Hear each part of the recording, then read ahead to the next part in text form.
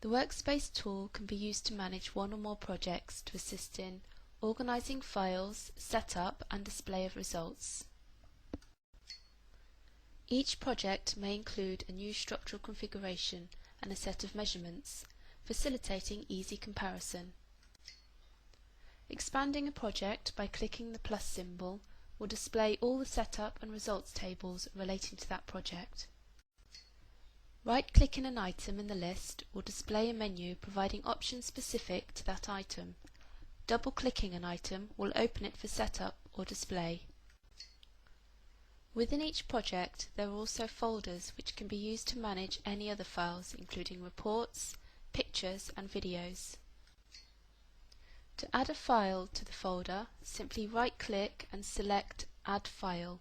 The file will be copied to a subfolder of the project. Right-click the file to display a menu of options. When opening a file from within STAR, the file will be opened using the default application for your computer.